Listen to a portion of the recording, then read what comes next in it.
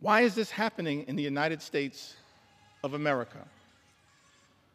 Why are we living in a country where this administration has launched an all-out assault on veterans in the United States of America, firing veterans like Tim in the United States of America, jeopardizing services from the VA, earned benefits that these veterans are entitled to because of their extraordinary service. Men and women in uniform who serve this country, Mr. Speaker, benefits that they've earned, and now find themselves in the legislative line of fire from their own government, their own country, and stand to be hurt in such an extraordinary way by this extreme Republican budget, this one big, ugly bill. We're here on the House floor, Mr. Speaker, to say to Tim and every single veteran who put on the uniform, every single man and woman who served this country, we will not abandon you in your hour of need. We're going to stand up for every single veteran in this great country and make sure that the veterans of the United States of America are treated with the dignity and respect that you deserve. That is our promise to each and every veteran in the United States of America, and that's why, Mr. Speaker, we stand in strong opposition to Donald Trump's one big ugly bill. An all-out assault here in the United States of America, an extraordinary assault. An assault on the economy, an assault on our veterans, an assault on farm country, an assault on health care, an assault on nutritional assistance. And of course, this one big ugly bill and the Trump administration, I wish it was not so. Because at the beginning of this Congress, Mr. Speaker, I stood right where you stand right now and said in my first remarks to this Congress and the American people that as Democrats, we were prepared to find common ground on any issue to make a difference in the lives of the American people we all represent. But then, Mr. Speaker, beginning on January 20th, a flood of extremism, the likes of which have never before been seen in the United States of America, has been unleashed on the American people. An all-out assault on the American way of life. An assault on small businesses that is underway here in the United States of America. We should all recognize that small businesses represent the heart and soul of the American economy. And if we're going to stand up for any group of people here in the United States of America, in addition to our veterans, our men and women in uniform, and I'm proud that I stand here as the son of someone who once wore the uniform. My father, he's in heaven right now. Marlon Jeffries grew up in Newark.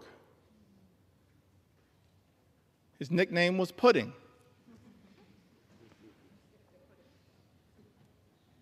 One of my regrets is that I never got to ask him, how did he get the nickname Pudding? But he left Newark as a high school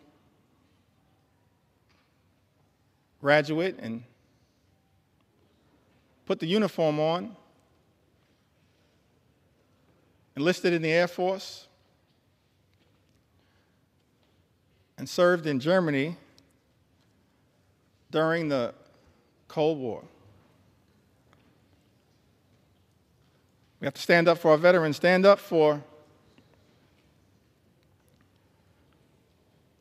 small businesses. And we've heard a lot throughout this process about concerns from small business entrepreneurs here in the United States of America. Heard from Mercedes, lives in the great state of Colorado. Mercedes writes, "My husband and I are the owners of a small business. Without the ACA, my family would not be able to afford health insurance. My daughter also receives free dental coverage as a result of the ACA. I still have major issues with our healthcare system, but at least we have health insurance. My mother, who is retired, also receives benefits from Medicaid in addition to her Medicare. She would not be able to afford health insurance or dental insurance due to the fact she lives on a fixed income. Any cuts to these programs would be detrimental to our health and welfare as a family." I want to thank Mercedes for reaching out and sharing her story, because it helps to put to bed the lie that's been told, Mr. Speaker, by some people in this town. That the people, the everyday Americans who are participating in, have access to programs like the Affordable Care Act, are unworthy, aren't hardworking American taxpayers. They are hardworking American taxpayers. A group of people that real leaders in this country, beginning in modern American history, as I illustrated earlier from President Franklin Delano Roosevelt all the way through our most recent president, who we served with in the last Congress, have recognized that we have a sacred obligation to stand up for everyday Americans who are struggling right now, including our small business entrepreneurs, the heart and soul of the American economy, who right now are dealing with such economic uncertainty because of the erratic, reckless, and dangerous Trump tariffs that have unleashed so much chaos and uncertainty, raising costs for small business owners all across the country, undermining their ability to fully achieve their entrepreneurial dreams. This is not who we should be in the United States of America. Small business owners under assault by this administration. and is a target on the back of many of these small business owners as a result of this one big, ugly bill. Janice wrote to us. She's from the great state of Michigan, the heartland of our country. So thankful to all the members of the Michigan delegation and what they represent. Janice, however, she resides, Mr. Speaker, in the 7th Congressional District, represented by Congressman Tom Barrett.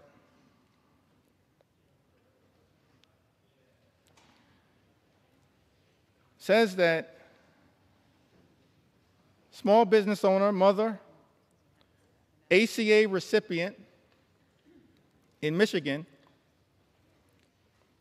who recently spoke about how Trump's tariffs would potentially force her to close her business,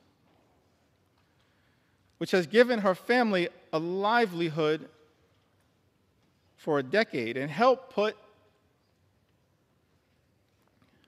2 children through college. I just don't understand why Trump thinks putting tariffs will help American businesses. It's not. She writes, it's going to decimate us. People like us will be hit the hardest. But then Janice shows the great resolve of the American people, the great spirit of resilience of the American people, the refusal to run away from difficult circumstances. Janice writes, people like us will be hit the hardest. But Janice then writes, I refuse to call it quits. I won't give in to him. Janice, neither will House Democrats. Not now, not ever. We will never give in to this type of extremism as being unleashed on the American people. We will continue to stand up for you. One last small business owner that I'd like to mention. So many who've written to us, whose stories I want to be able to share, but let me perhaps go back to the Big Apple, the great state of New York. But let me also say to the American people, one of the ways in which we've received all of these stories, and we urge you to continue to share these stories from all across the land. You can share your story with us at democraticleader.house.gov/share your story. democraticleader.house.gov/share your story. We want to hear from the American people as to how we can best represent your interests on this day and on all days moving forward, because your stories are powerful. Your stories will continue to give us the resolve to fight for an America that's fair and just, an America where every single person can afford to live the good life. Good paying job, good housing, good health care, good retirement, and of course a good education for your children. That's not too much to ask in the wealthiest country in the history of the world. Work hard, play by the rules, and every single American should be able to afford to live the good life. But we know that in this country, far too many people are living paycheck to paycheck. Far too many small business entrepreneurs living paycheck to paycheck. And justifiably expect better from this government.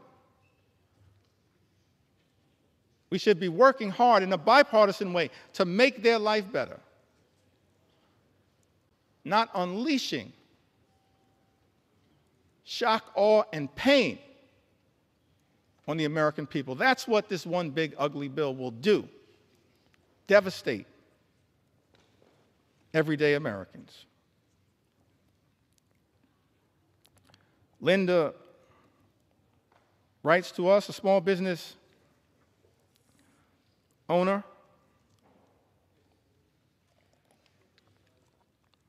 I believe she's from the North Country. Lives in New York's 21st Congressional District, Mr. Speaker. Linda's a flower farmer and flower importer in upstate New York. Small business has been impacted by Trump's tariffs on products being imported from Western Europe, the Netherlands, I believe. The economic strain and uncertainty imposed by the tariffs on small business owners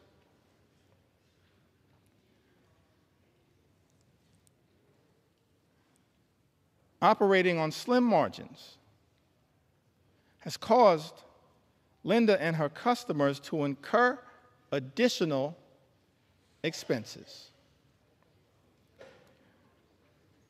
Linda tells us, Mr. Speaker, everything was going really well until the tariffs. And now she worries the business will go bankrupt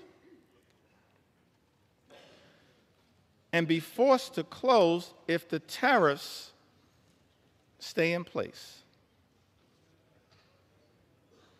How is it that we're living in America where President Trump, Mr. Speaker, and House Republicans promised to address the high cost of living in the United States, promised to lower costs on day one. But costs aren't going down, they're going up. And as a result of these Trump tariffs, are now at risk of experiencing thousands of dollars per year in additional costs. And there is nothing in this one big ugly bill that is going to meaningfully make the lives of everyday Americans, of hardworking American taxpayers, of working class folks, of middle class folks, of all those Americans who aspire to be part of the middle class, of the poor and the sick and the afflicted. Nothing in Donald Trump's one big ugly bill that will meaningfully make their life more affordable. An all-out assault on the economy. We're dealing with an all-out assault on health care, on Medicaid, on the Affordable Care Act, on the Children's Health Insurance Program. All-out assault on the care, Mr. Speaker, being provided by Planned Parenthood, the medical care being provided by Planned Parenthood that is jeopardized in this very bill. All-out assault on hungry children, on hungry veterans, and on hungry seniors, millions of people who will lose their nutritional assistance, will go hungry. Food is being ripped out of their mouths by this one big ugly bill, Mr. Speaker, that so many of my Republican colleagues seem prepared to support, notwithstanding their prior statements on the record to the contrary. All-out assault on veterans, an all-out assault represented in this bill on small business owners and entrepreneurs who are the heart and soul of our economy. And this bill also represents an all-out assault on law-abiding immigrant families. And, Mr. Speaker, we are going to tell their stories as well. We're going to tell their stories. We're going to tell their stories. Because what's happening in this country, an all-out assault on law-abiding immigrant families, is unconscionable, unacceptable, and it's un-American. Because this is a country that should continue to pride itself as a nation anchored in the rule of law, and at the same time, a nation anchored in our journey as one of immigrants from all over the world. And we should never abandon that journey. We're approaching the 249th birthday of this great country, this exceptional country. And I believe, and we can go directly, if necessary, Mr. Speaker, to the words that were initially issued by Thomas Jefferson, the author of the Declaration of Independence. And he went through a whole series of indictments against the king. That America, 13 colonies, which became the 13 states, were working hard to break free from. I mentioned earlier the Declaration of Independence, and of course some of the aspirational aspects of it.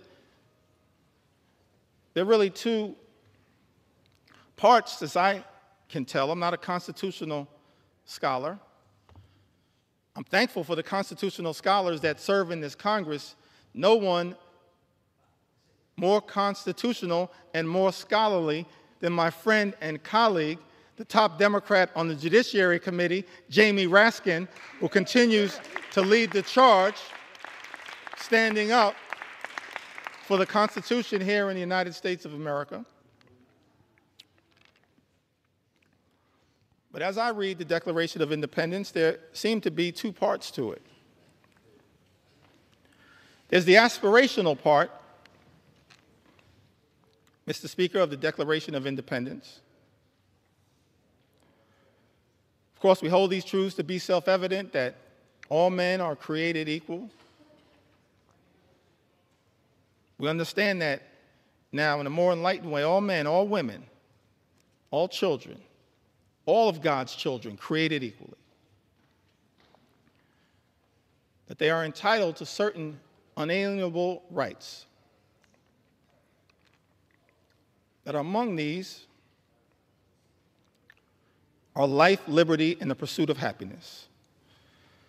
And so we spent a little time talking about what that could look like, our commitment to bringing about the American dream, the good life for every single person in this country, everybody. Work hard, play by the rules. and should be able to afford the good life in the United States of America. That's what we're going to continue to work on.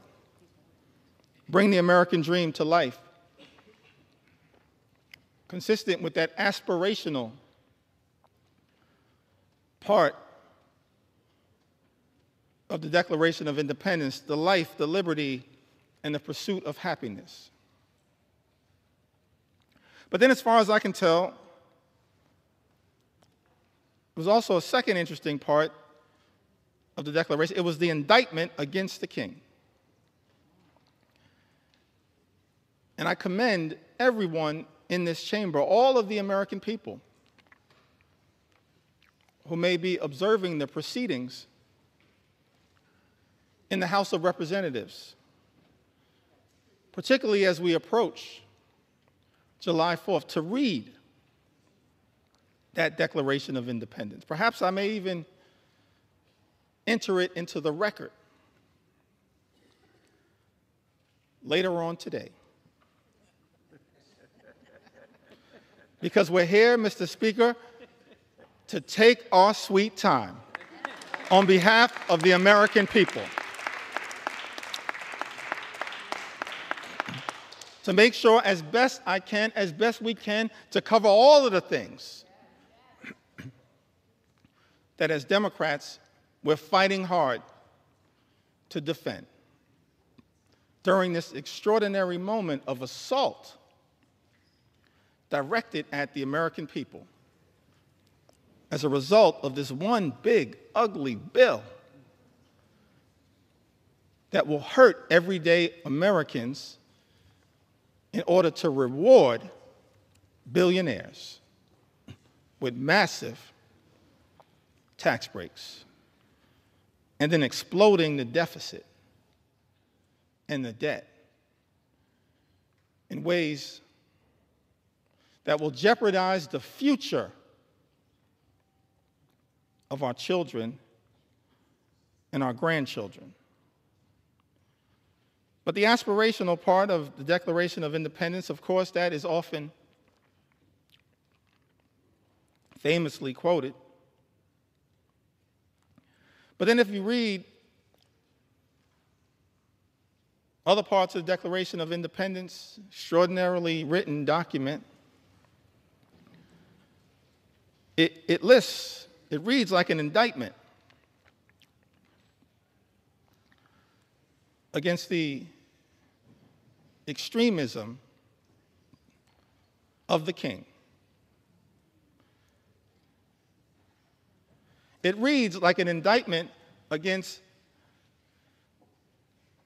the kings. I think of King George. It reads like an indictment against King George's flood the zone strategy. It reads like an indictment against King George's shock and awe strategy. It reads like an indictment against what I think may have been called Project 1775, which is what brought us to Project 1776. And you look at this indictment, and one of the things it alludes to, it talks about, is the notion of the king's effort to stop the assimilation of people from other parts of the world into the United States of America. So we understand that from the very beginning of this great country, there was a recognition, of course, of the importance of immigration to the success and vitality of the United States of America. And let me be clear, Mr. Speaker, so there's no misrepresentation. As House Democrats, we understand the importance, the urgency of securing the border. We believe that our immigration system is broken and that it should be fixed in a comprehensive and bipartisan way. So many leaders in that effort, so many big ideas were willing to partner in a bipartisan way. Pramila Jayapal, Linda Sanchez, Adriano Espaillat, Tom Swazi, so many others. Veronica Escobar, we want to partner to fix our broken immigration system in a bipartisan and comprehensive way, secure our border. But we're also going to make sure we stand up for our nation's heritage, a nation of immigrants, which continues to this very day. It's an important part of American exceptionalism, and as far as I can tell, in my reading of the original document, the writings of the founders of this great country, the framers of the Constitution, they recognized it from the very beginning. They weren't perfect. We didn't have a perfect start. But of course, as the preamble to the United States Constitution set forth, we the people, in order to form a more perfect union. Mr. Speaker, we've been set on this magical course, our march toward a more perfect union. And the immigration journey has always been an important part of the American journey. That's why it's heartbreaking to see some of the things that are happening in the country right now. The targeting in such an extraordinary way